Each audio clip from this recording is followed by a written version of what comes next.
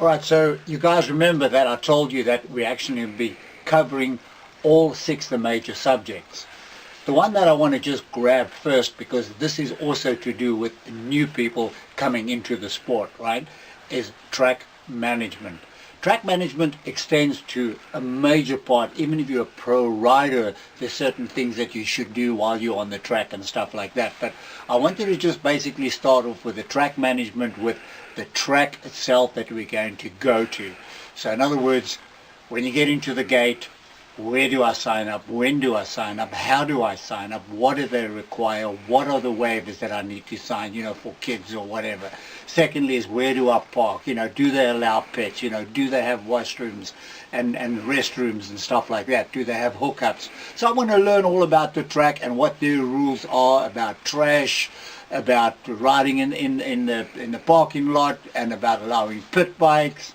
So there's a million rules that goes into it, including getting onto the track. Where do I enter the track? Where do I exit the track? And where the jumps, what type of track is it going to be? Is it going to be major big jumps, and me as a beginner rider is not going to enjoy it or whatever, or I'm going to be rolling it, which in turn make putting myself at danger and the other riders at danger. So I need to have a lot of this information beforehand before I even get to a track, and this is what we're trying to put together. They say that this is inherently a dangerous sport. I've discussed this many times. It is not a dangerous sport.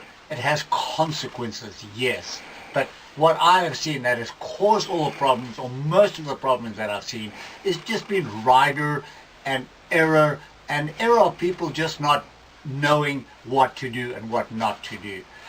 Just the other day I was on this very same track, and a father had stopped his kid on the track, on a jump, to talk to him. And I saw people going round and round, not being able to jump that jump because the father's talking to his kid. I can understand that the father wants his kid on the track, but he feels he pays the same amount of money as everybody else, right? So he has the right to be on the track, but he cannot stop and block a jump for the other riders.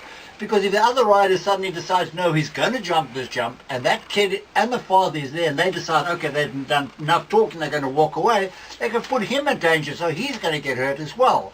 So, no, there are so many aspects to the sport which we can do to prevent all these problems and to educate the people to say, hey, let's have some etiquette here, right? So that we don't have a bunch of people getting hurt totally unnecessary. So there's a lot of other things that goes into it. I mean, I know riders that have come onto a track from new, they've gone to a dealer, bought a motorcycle, they don't know anything about the track, and they don't even know what flags is, what a green flag is, or what a yellow flag is, or what a checkered, they probably know checkered flag, but I mean, they just don't understand it. They haven't been educated, they haven't been told these things, So it's up to us to be able to educate these people, because if we do that, then the accidents will decrease incredibly. And my personal opinion is that parents and that are trying to keep their kids away from something that's going to hurt them, because obviously they want to protect them. But we need more people into the sport. It's such an incredible sport. We just love it. I have such an incredible passion for it. I don't ever want to stop riding. So yes, I do believe I've had kids that have started riding, and the smile on their faces and the happiness when they get to ride, it's just incredible. We need to get people into the sport. We need to get more into it, but it's up to us to make it safe for them to be able to get into it, to progress till eventually they can one day become pro riders if they want to. Otherwise, if they just want to ride to a certain level but enjoy the process, yeah, kudos, good for it, because we need all those people in the sport. As I said, we've become more advanced in what we're going to be talking about with track management as such, right? But let's say, for instance, this beginner rider, as I said, he more than likely had bought the wrong bike from the dealer, and he's here on a bike that's much too powerful for him, but yet he thinks he's going to be able to do it, and he thinks he's going to be doing all the jumps, within one day and stuff like that, because they don't realize that this is an extremely demanding sport, and it takes very many years to be able to become a good rider.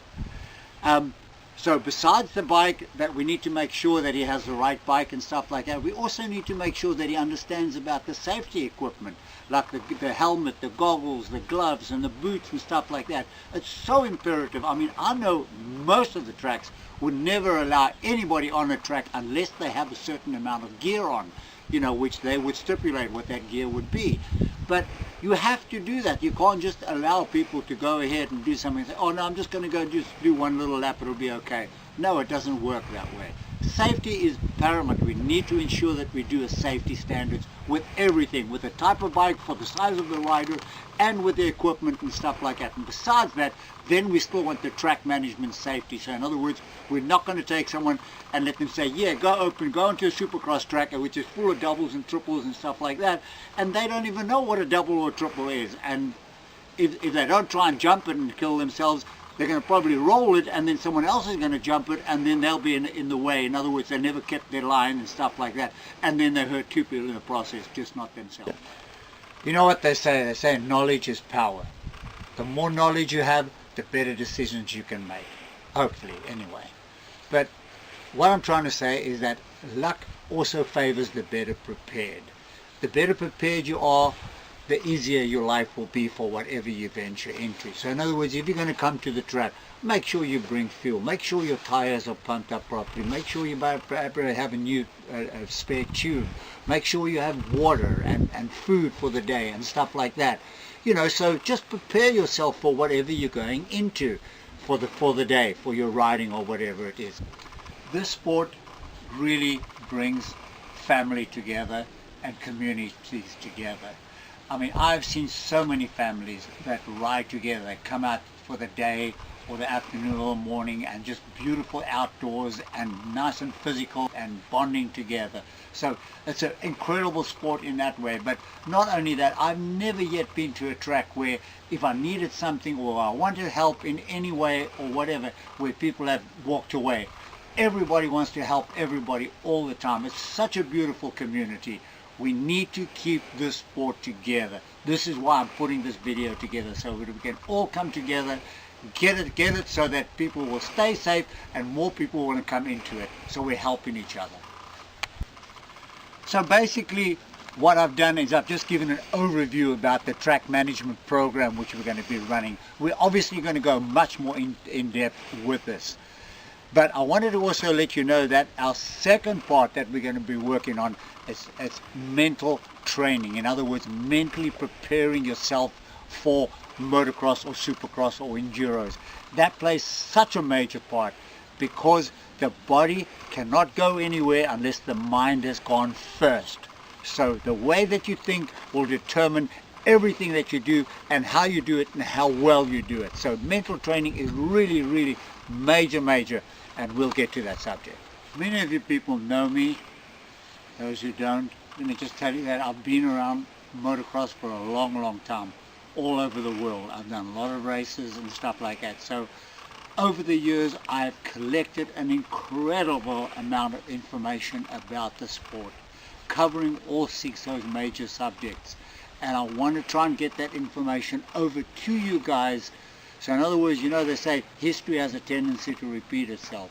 If we keep on doing what we've been doing and the sport is dying, it's going to die completely. We need to change it. We need to look at what we did wrong then and make it better now, this time. So that is the reason why I want to part with this information to you guys so that we can all make a better decision for the sport to be able to grow.